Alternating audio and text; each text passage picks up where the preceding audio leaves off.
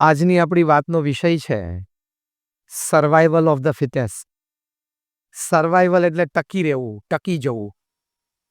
અને ફિટેસ્ટ એટલે કે જે યોગ્ય હશે, જે લાયક હશે, જે શ્રેષ્ઠ હશે એ જ ટકશે. ફરી એક વખત આપણને આ વિષયની સ્પષ્ટતા થઈ જાય તો આગળ ઉપર વાતમાં વધારે મજા આવશે. વિષય છે survival of the fittest. Survival એટલે ટકી જવું, નભી જવું. પછી એ ધંધો હોય, સમાજ હોય કે પરિવાર હોય, ટકી જવું અને નભી જવું. તો કોણ ટકી જશે અને કોણ નભી જશે? તો ફિટેસ્ટ શબ્દ છે એટલે કે જે યોગ્ય હશે, જે લાયક હશે અને જે શ્રેષ્ઠતા તરફ જતો હશે અથવા શ્રેષ્ઠ હશે એ ટકી જશે. કાચા પોચાનું કામ ચાલશે નહીં. સંજોગ, પરિસ્થિતિ, વ્યવસ્થા, સમાજ, વેપાર એટલે સર્વાઈવલ ઓફ ધ ફિટેસ્ટ આ શબ્દ ચાર્લ્સ ડાર્વિને આ શબ્દનો ઉપયોગ કરેલો છે. જ્યારે ઉત્ક્રાંતિનો ક્રમ એમને સમજાવ્યો, ઉત્ક્રાંતિનો ક્રમ સમજાવવા માટે કે અત્યારે પૃથ્વી ઉપર માણસ છે આ કક્ષાએ પહોંચ્યો તો ઉત્ક્રાંતિ જે રીતે થઈ એમના કહેવા પ્રમાણે વાનરમાંથી મનુષ્ય થઈ આવ્યો. એ ઉત્ક્રાંતિનો ક્રમ સમજાવવા માટે અને એ ઉત્ક્રાંતિના ક્રમમાં ઘણા બધા પ્રાણીઓ એટલે કે ઘણી બધી ફાઇલમ એ ડિસઅપિયર એટલે કે ગુમ થઈ ગઈ, નષ્ટ થઈ ગઈ. કારણ કે એ લોકો બદલાતા સંજોગો પ્રમાણે પોતાને અનુકૂળ ન કરી શક્યા. એ લોકો ફિટ નહોતા. જેમ આપણે ફિઝિકલી ફિટ શબ્દ વાપરીએ છીએ ને, માણસ કોઈ તંદુરસ્ત હોય તો આપણે શું કહીએ? આ ફિઝિકલી ફિટ છે. તો આ પ્રાણીઓ એ ફિટ ના થઈ શક્યા બદલતા સંજોગોમાં, એટલે એ લોકો જ્ઞાતિ સહિત નષ્ટ પામ્યા. ઘણા બધા પ્રાણીઓ છે એ બદલાતા સંજોગોમાં પોતાની જાતને અનુકૂળ કરી શક્યા, એટલે એ લોકો ટકી ગયા. એટલે આ શબ્દ એ આ મહાન વૈજ્ઞાનિક ચાર્લ્સ ડાર્વિને વાપરેલો છે. ઘણા બધા અહીંયા યુવા મિત્રો બેઠા છે, એમને ખ્યાલ પણ આવતો હશે કે એમણે આ શબ્દ અભ્યાસકાળ દરમિયાન ક્યાંક વાંચ્યો પણ હશે, સાંભળ્યો પણ હશે. Survival of the fittest. Yes or no? એટલે કે જે શ્રેષ્ઠ હશે ને એ ટકશે, જે યોગ્ય હશે એ ટકશે, જે લાયક હશે ને એ ટકશે. બાકી બીજા કોઈ ટકી શકશે? તો આ એક વાસ્તવિકતા છે. પણ જો લોકો સર્વાઈવલ માટે કેટલો પ્રયત્ન કરે છે, અને કરવો જ જોઈએ, ટકી રહેવા માટે, પછી માર્કેટની પરિસ્થિતિ બરોબર ન હોય અથવા તો સંજોગો પ્રસંગો વ્યક્તિગત પારિવારિક જીવનમાં પ્રતિકૂળ હોય, તો એ ટકી રહેવા માટે લોકો પ્રયત્નશીલ છે અને પ્રયત્નશીલ રહેવું જ જોઈએ. કારણ કે તમે સર્વાઈવ ન થાઓ તો એ જીવતી જાગતી લાશ સમાન મૃત્યુ જ આવે. સર્વાઈવલ માટે લોકો કેટલું કરે છે. અમારા ગુરુ મહંત સ્વામી મહારાજ ઉપર એક પત્ર આવેલો. ભારતથી, આપણા ગુજરાત રાજ્યમાંથી થોડા યુવાનોને મન થયું કે આપણે અમેરિકા જઈએ, પણ કોઈ લીગલ રૂટ એમની પાસે હતો નહીં. એટલે આપણે જાણીએ છીએ ઘણા બધા ઇલીગલ રૂટથી અમેરિકા પહોંચે છે. એવી રીતે એ ઇલીગલ રૂટ એમને લીધો. અમેરિકાની ધરતી ઉપર પહોંચ્યા ત્યારે 35માંથી 4 જ જણા ટકેલા. ઘણા બધાને મેક્સિકો બોર્ડર ઉપર શૂટિંગમાં મારી નાખવામાં આવ્યા. ઘણા બધા 2-4 જણાની તબિયત બગડી, બહુ બીમારી આવી અને એમનું મૃત્યુ થયું. થોડાકને વળી કેદી બનાવી લીધા. પણ 4 જ જણા અમેરિકાની ધરતી ઉપર પહોંચેલા. એમને મહંત સ્વામી મહારાજને એક પત્ર લખ્યો. એ સ્વામિનારાયણના સત્સંગી નહોતા, પણ સાહજિક કોઈ પણ આમ સમાજ હોય એ આશીર્વાદ માટે પત્ર તો લખતા હોય સંતોને. તેમણે પત્ર લખ્યો કે આવી રીતે અમે પહોંચ્યા છીએ, હવે આ પરિસ્થિતિ સર્વાઈવલ માટે લોકો કેટલો પ્રયત્ન કરે છે. મહંત સ્વામી મહારાજે આ પત્ર વાંચ્યો. પત્ર વાંચવાનું પૂરું થયું એટલે મુલાકાતમાં એક વ્યક્તિ આવે, એમણે કહ્યું કે સ્વામી મારે અમેરિકા જવું છે, મને આપ આશીર્વાદ આપો. મહંત સ્વામી મહારાજે પૂછ્યું કે લીગલી જવાના છો કે ઇલીગલી જવાના છો? એટલે તરત એમણે કહ્યું કે સ્વામી લીગલી તો મારી પાસે કોઈ વ્યવસ્થા અથવા તો રૂટ નથી, એટલે હું ઇલીગલ જવાનો છું. મહંત સ્વામી મહારાજે કહ્યું લો આ પત્ર વાંચો તમે. હજી એમના હાથમાં હતો આ પત્ર, અને પત્ર વાંચવાનું કહ્યું. પેલા ભાઈએ વાંચ્યો કે આવી પરિસ્થિતિમાં અમેથી નીકળીને ત્યાં પહોંચ્યા છીએ. મહંત સ્વામી મહારાજે પૂછ્યું કે હજી તમારે જવું છે? ત્યારે પેલા ભાઈ કે સ્વામી આવું તો બધું થયા કરે, પણ નક્કી છે જવું તો છે જ. સર્વાઈવલ ટકી રહેવા માટે માણસ શું નથી કરતા? ચોક્કસ પ્રયત્ન કરવો જોઈએ, પણ ઇલીગલી કોઈ તમે પ્રયત્ન કરો તો એ યોગ્ય નથી. એ આજે નહીં તો કાલે તમને ચોક્કસ નડી શકે છે. પણ યોગ્ય હશે, લાયક હશે, એ જ ટકશે. કોઈ પણ પ્રકારની અયોગ્યતા, કોઈ પણ પ્રકારની ઓછી લાયકાત એ તમને શ્રેષ્ઠ રીતે એટલે કે ટોપ પર ટકી રહેવામાં ઘણી બાધારૂપ બનશે. તમે ઇતિહાસના પન્ના તપાસો તો બહુ ગંભીર અને કટોકટીની પરિસ્થિતિમાં ઘણા બધા મહાપુરુષો જે રીતે ટક્યા છે. Unbelievable stories on the pages of history. Unbelievable કે કેવા સંજોગો અને પરિસ્થિતિમાં મનોબળ દ્રઢ રાખ્યું છે, વિચારો સવડા રાખ્યા છે, અભિગમો હકારાત્મક રાખ્યા છે, અને સંજોગ અને પરિસ્થિતિમાંથી તરીને બહાર આવ્યા છે. આના સિવાય બીજો કોઈ ઉપાય નથી. અબ્રાહમ લિંકન 16 વખત ઇલેક્શન હાર્યા, સળંગ 16 વખત. પછી કોઈ માણસનું કલેજું રહે? કોઈ વ્યક્તિ 17મી વખત ફોર્મ ભરે? અબ્રાહમ લિંકનને પોતામાં આત્મવિશ્વાસ હતો, 17મી વખત પણ ફોર્મ ભર્યું. સીધું પ્રેસિડેન્ટ ઓફ અમેરિકાનું જ ભર્યું, અને ત્યાં તો પ્રેસિડેન્શિયલ સિસ્ટમ છે ડેમોક્રેસીની, એટલે તમે સીધા પ્રેસિડેન્ટ બની પણ શકો છો. અને અબ્રાહમ લિંકન ઇલેક્શન જીત્યા અને અમેરિકાના રાષ્ટ્રપ્રમુખ બન્યા. એટલે આને ફિટનેસ કહેવાય. કઈ પ્રકારની ફિટનેસ? સંઘર્ષથી હારવું નહીં, એ ફિટનેસ. તમને ફિટનેસની થોડી વ્યાખ્યાઓ સમજાવીશ પ્રસંગો અને દ્રષ્ટાંતો સાથે. સંઘર્ષોથી કોઈ દિવસ હારવું નહીં, સંઘર્ષની સામે સંઘર્ષ કરતા રહેવું. જેમ જીમમાં જઈને તમે ફિઝિકલ ફિટનેસ ડેવલપ કરો છો ને, એમાં બધી મેન્ટલ અને ઇમોશનલ ફિટનેસ છે. તો પહેલી વાત, સંઘર્ષથી ડરવું નહીં, સંઘર્ષથી હારવું નહીં, અને સંઘર્ષ હંમેશા કર્યા કરો. વોલ્ટ ડિઝનીના જીવનનો પ્રસંગ તમે જુઓ. એ પોતે ક્રિએટિવ ડિરેક્ટર તરીકે પોતાને ઇન્ટ્રોડ્યુસ કરતા હતા. He was fired from more than 7 jobs. કંપનીમાં જાય કામ કરતા, ત્યાં કોઈ કંપની એમનામાં ક્રિએટિવિટી ડિઝાઇનમાં જોઈ જ નહીં. એમના જીવનનો આ પ્રસંગ છે કે એક વખત 28મી તારીખે કોઈક મહિનાના ખિસ્સામાં $5 હતા. 2 દિવસ પછી ઘર ખાલી કરવાનું હતું. ક્યાં રહેવું, ક્યાં સૂવું, ક્યાં જમવું પ્રશ્ન હતો. અને ત્યાં એમને પ્રસંગ જોયો કે એક ઉંદર આવ્યું, નાચ્યું, ઉઠ્યું. હું આ પ્રસંગ ડિટેલમાંથી વર્ણન કરતો. એમાંથી એમને વિચાર આવ્યો કે ઉંદરની ક્રિયાએ મને આનંદ કરાવ્યો, તો હું દુનિયાને આ ક્રિયા દેખાડીને દુનિયાભરના બાળકોને આનંદ કરાવી અને બહુ પૈસા કમાઈ શકું. આ વિચારમાંથી મિકી માઉસ જન્મ્યા. The most famous character of motion picture, Mickey mouse. તો આ પ્રસંગમાંથી ફિટનેસની દ્રષ્ટિએ શીખવાનું કે ક્યારેય પોતાનો આત્મવિશ્વાસ ગુમાવવો નહીં. ગમે તે સંજોગો, પરિસ્થિતિ વ્યવહારમાં, ધંધામાં આવી પડે, પણ હું કરી શકું છું, મારાથી થઈ શકે. હું જો હારીને બેસી જઈશ તો કાંઈ નહીં થાય. હું સવારે ઉઠીને પ્રયત્ન કરતો રહીશ તો કંઈક થશે.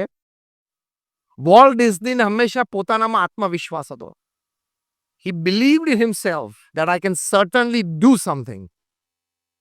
તો એ ફિટનેસ કહેવાય. હારીને બેસી જાય એ ફિટનેસ કહેવાય. 1983માં વેસ્ટ ઇન્ડિઝની ટીમ ઇન્ડિયા આવેલી. અને એ વખતે વેસ્ટ ઇન્ડિઝના જે પેસ બોલર્સ હતા એને આમ પૃથ્વી ઉપર હાહાકાર મચાવેલો, તરખાટ મચાવેલો. Pace battery Michael Holding, Joel Garner, Colin Croft, Andy Roberts. Bharat તો રિસેન્ટલી વર્લ્ડ કપ ચેમ્પિયન બનેલું.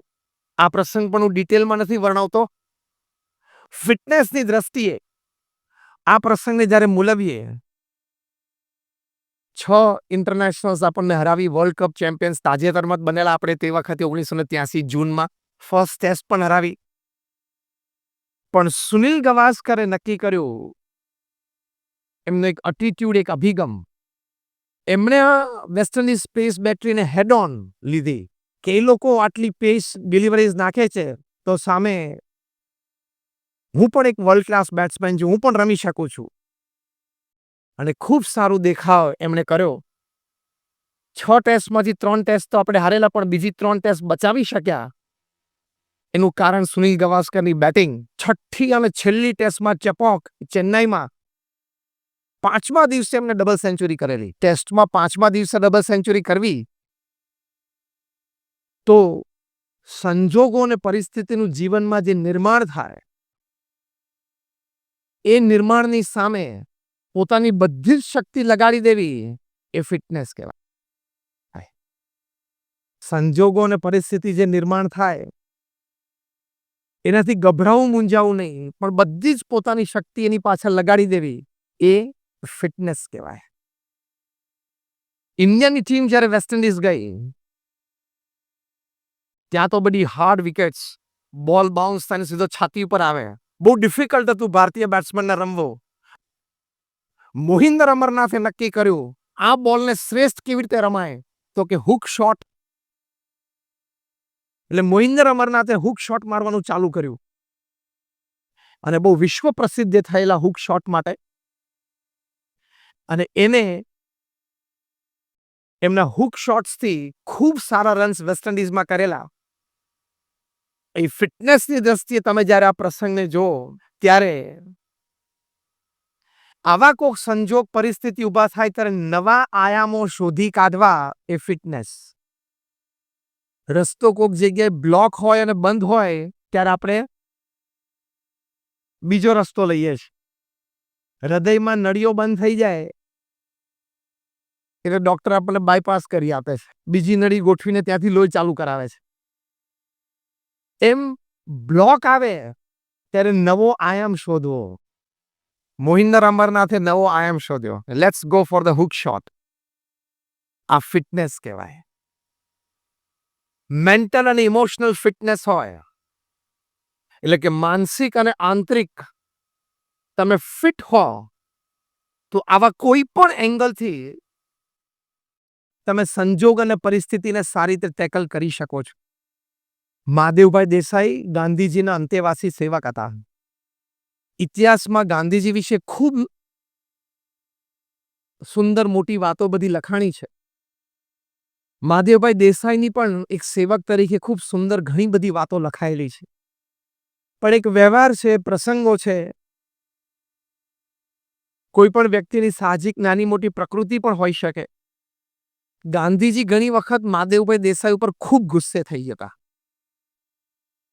એવા પ્રસંગો બનેલા છે કે ગાંધીજી મહાદેવ દેસાઈને કહેતા કે તું જતો રહે, મારે તારું કામ જ નથી, તું મને તારું મોઢું જ ના દેખાડીશ. ત્યારે મહાદેવભાઈ દેસાઈ કદાચ રૂમની બહાર જાય પણ આશ્રમ અને ગાંધીને છોડીને ક્યારેય નીકળ્યા નહીં, કોઈ દિવસ નહીં. મહાદેવભાઈ દેસાઈ માટે ઇતિહાસમાં એવું લખાણું છે કે અગ્નિકુંડમાં ઉગેલું ગુલાબ,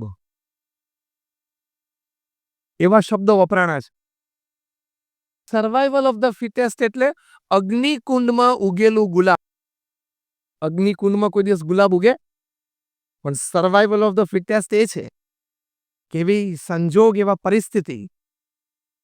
તો મહાદેવભાઈ દેસાઈને પોતે જે જીવન પથ નક્કી કરેલો કે મારે ગાંધીજી સાથે રહેવું અને એમના અંતિમ શ્વાસ સુધી એમની જે સ્વાતંત્રતાની લડત છે, મારા દરજ્જા, મારી કેપેસિટી પ્રમાણે એમને સાથ સહકાર આપતા રહેવું, એક નિર્ણય લીધેલો. આવો એક સારો, ચોક્કસ અને ઉચ્ચ નિર્ણય તમે જીવનમાં ખૂબ વિચારીને લો, પછી એમાંથી ચલાયમાન ન થવું એ ફિટનેસ. એક સારો ઊંચો નિર્ણય તમે ખૂબ વિચારીને લો, પછી ગમે તે સંજોગોમાં એમાંથી ચલાયમાન ન થવું, you don't deviate from it, is your fitness. એ મેન્ટલ અને ઇમોશનલ ફિટનેસ છે. પરમ પૂજ્ય પ્રમુખ સ્વામી મહારાજ એમના શરૂઆતના દિવસો હતા. એમના ગુરુ શાસ્ત્રીજી મહારાજ પાસેથી એમણે દીક્ષા લીધી.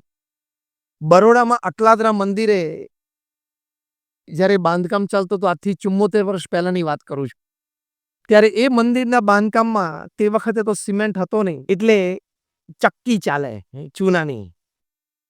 તે વખતે આ BAPS સંસ્થા, જે સંસ્થામાંથી હું આવું છું, આજે તો એક વિશ્વવ્યાપી સંસ્થા છે.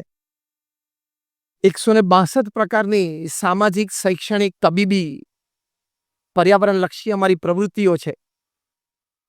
ઘણા રાષ્ટ્રીય, આંતરરાષ્ટ્રીય એવોર્ડ મળેલા છે. BAPS સંસ્થા દુનિયાની પ્રથમ 10માંની એક NGO છે. યુનાઇટેડ નેશન્સમાં, યુનોમાં એક પરમનન્ટ સીટ છે BAPSને.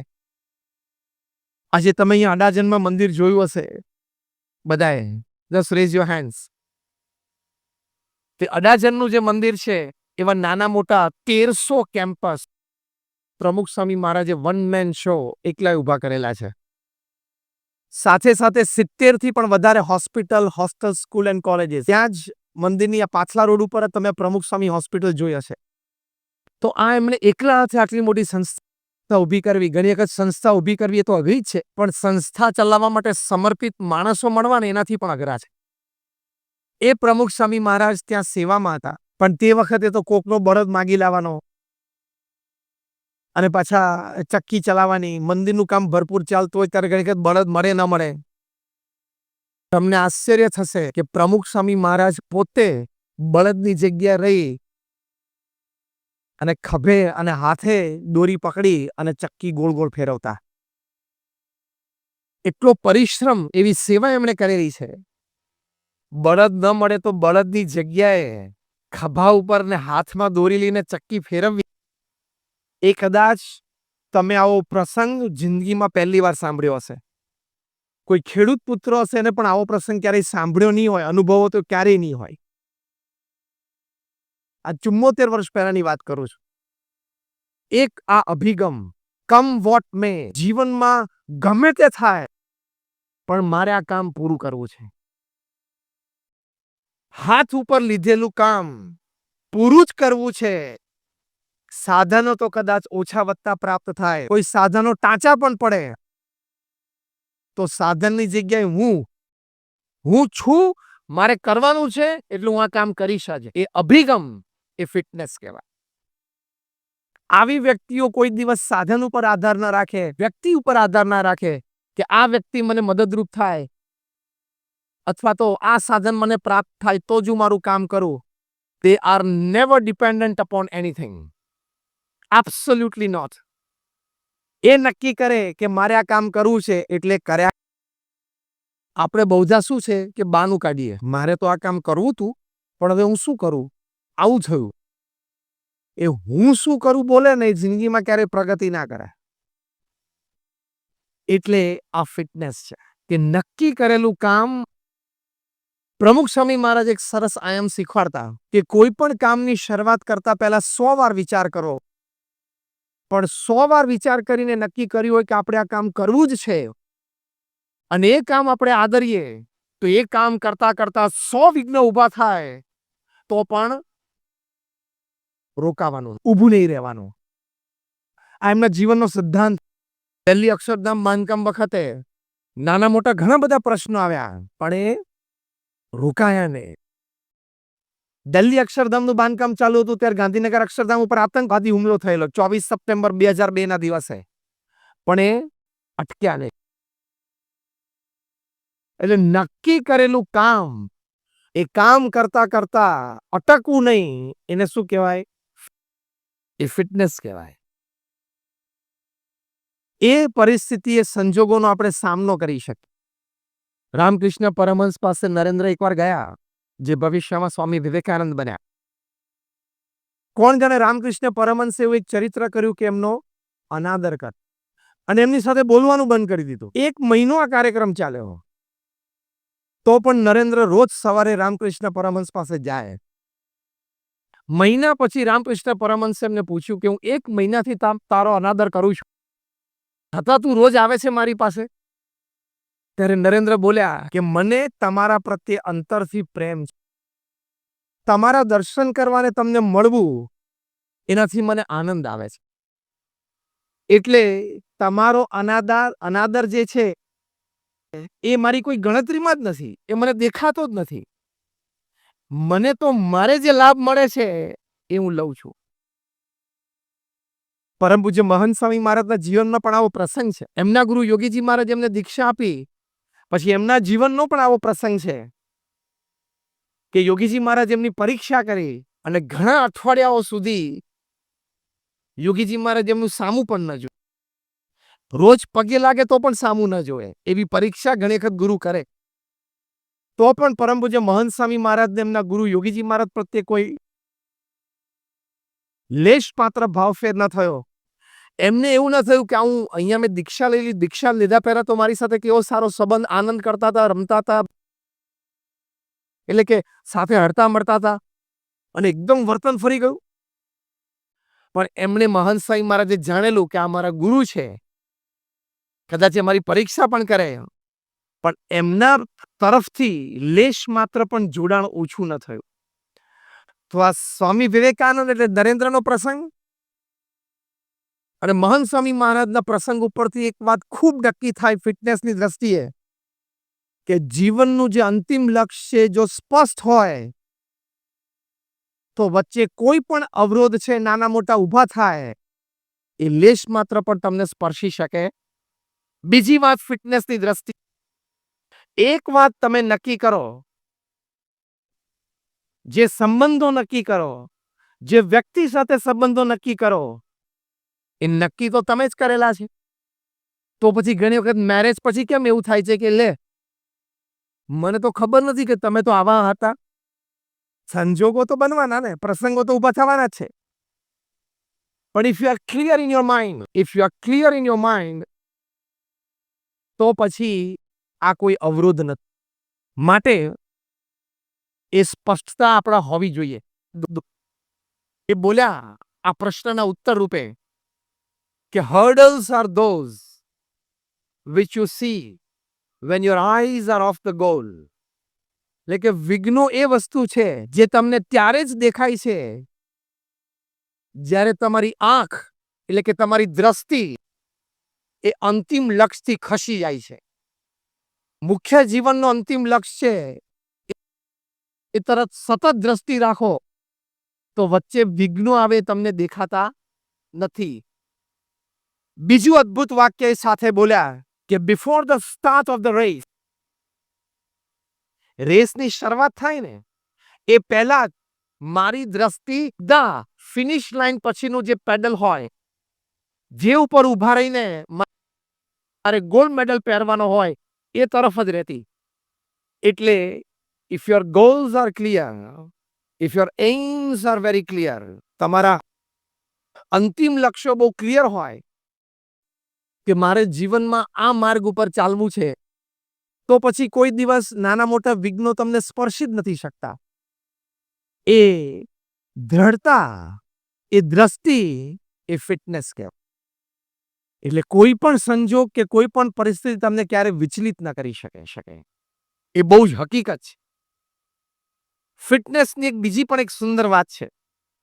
સર આઇઝેક ન્યૂટન બેઠા હતા અને ઝાડ ઉપરથી સફરજન પડ્યું. એમને વિચાર આવ્યો કે આ સફરજન કેમ નીચે પડ્યું અને ઉપર ના ગયું? ઉપર જવાની જગ્યા તો હતી જ, આકાશ તો ખુલ્લું જ હતું. નીચે કેમ પડ્યું અને ઉપર કેમ ના ગયું? આ વિચાર. એની જગ્યાએ આપણે બેઠા હોત તો ઓહો વાહ, સફરજન સામેથી પડ્યું લઈને ખાવા માંડે. સર આઇઝેક ન્યૂટનને વિચાર આવ્યો અને એ વિચારમાંથી એક બહુ જ મોટી થિયરી બહાર આવી, ગુરુત્વાકર્ષણ, ગ્રેવિટેશન. ગમે તે સંજોગોમાં, કોઈ પણ વાતાવરણમાં, ગમે તે આસપાસની વચ્ચે બુદ્ધિ સજાગ રાખવી, સતેજ રાખવી, ખુલ્લી રાખવી એ ફિટનેસ. એ આ ન્યૂટનના પ્રસંગો પરથી આપણને સમજાય. એ તમારી ફિટનેસ છે. અને બુદ્ધિ સજાગ હોય, સતેજ હોય, આંખ કાન ખુલ્લા હોય, તો દરિયામાં જેટલા પાણીના ટીપા છે એટલા કરોડો રૂપિયાના ધંધા પૃથ્વી ઉપર છે. The amount of droplets in sea, જેટલા દરિયામાં પાણીના ટીપા છે ને, કેટલા ટીપા છે? અગણિત. એટલા ધંધા કરોડો રૂપિયા તમે કમાઈ શકો એટલા પૃથ્વી ઉપર. તમે આ સજાગ રાખો તો થઈ શકશે. એકવાર એક સેકન્ડ યર એન્જિનિયરિંગનો છોકરો બસ સ્ટેન્ડ ઉપર ઊભો હતો. એ બસ પકડવા માટે કોલેજ જવા માટે. ત્યાં એક યંગ મધર 28-30 વર્ષના કોઈ લેડી હશે, એમના નાના 6-7 વર્ષના બાળકને લઈને ઉતાવળે ટુ વ્હીલર ઉપર ત્યાં આવ્યા. ત્યાંથી જ એ બસ એટલે કે સ્કૂલ બસ એ બાળકને મળતી જ. એટલે ઘર તો ક્યાંક સોસાયટીમાં અંદર હોય, ત્યાંથી સ્કૂટરમાં સવારે બાળકને ત્યાં બસ સ્ટેન્ડ સુધી મૂકી જાય. બસ આવી જ એ પહોંચ્યા, ઉતાવળે બાળકને નીચે ઉતાર્યો, પોતે નીચે ઉતર્યા, સ્ટેન્ડ ઉપર સ્કૂટર ચડાવ્યું અને બાળકને ઉચકીને પેલા કંડક્ટરને આપતા કે ધ્યાન રાખજો, અમારે મોડું થઈ ગયું. પણ તમે બાળકને કંડક્ટરે લીધો, બેસાડ્યો, અંદર બેઠો અને પછી આમ કે બેટા બરોબર બેસજે, બરોબર ભણજે, ચિંતિત. આ છોકરો બાજુ ઊભો ઊભો એને આ દ્રશ્ય જોયું કે આ એક યંગ મધર, એમનો નાનો બાળક છે, અને તો રોજ સવારે સ્કૂલે જવાનું, એટલે સવારના બધા જ દોડાદોડ હશે ને રગવા, દોડાદોડ હશે ને રગવા, દોડાદોડ હશે ને રગવા, દોડ હશે ને રગવા, દોડ હશે ને રગવા, દોડ હશે ને રગવા, સ્કૂલે જવાનું, એટલે સવારના બધા જ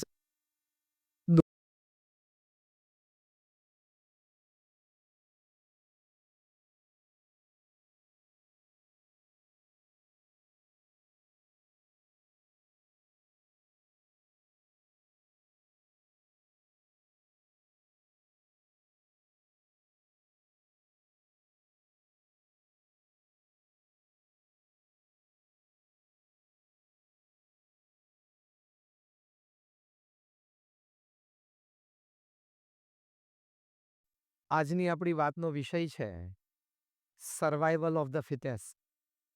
સર્વાઈવલ એટલે ટકી રહેવું, ટકી જવું. અને ફિટેસ્ટ એટલે કે જે યોગ્ય હશે, જે લાયક હશે, જે શ્રેષ્ઠ હશે, એ જ ટકશે. ફરી એક વખત આપણને આ વિષયની સ્પષ્ટતા થઈ જાય તો આગળ ઉપર વાતમાં વધારે મજા આવશે. વિષય છે survival of the fittest. Survival એટલે ટકી જવું, નભી જવું. પછી એ ધંધો હોય, સમાજ હોય કે પરિવાર હોય, ટકી જવું અને નભી જવું. તો કોણ ટકી જશે અને કોણ નભી જશે? તો ફિટેસ્ટ શબ્દ છે એટલે કે જે યોગ્ય હશે, જે લાયક હશે અને જે શ્રેષ્ઠતા તરફ જતો હશે અથવા શ્રેષ્ઠ હશે, એ ટકી જશે. કાચા પોચાનું કામ ચાલશે નહીં. સંજોગ, પરિસ્થિતિ, વ્યવસ્થા, સમાજ, વેપાર, એટલે સર્વાઈવલ ઓફ ધ ફિટેસ્ટ આ શબ્દ ચાર્લ્સ ડાર્વિને આ શબ્દનો ઉપયોગ કરેલો છે. જ્યારે ઉત્ક્રાંતિનો ક્રમ એમને સમજાવ્યો, ઉત્ક્રાંતિનો ક્રમ સમજાવવા માટે કે અત્યારે પૃથ્વી ઉપર માણસ છે આ કક્ષાએ પહોંચ્યો, તો ઉત્ક્રાંતિ જે રીતે થઈ, એમના કહેવા પ્રમાણે વાનરમાંથી મનુષ્ય થઈ આવ્યો.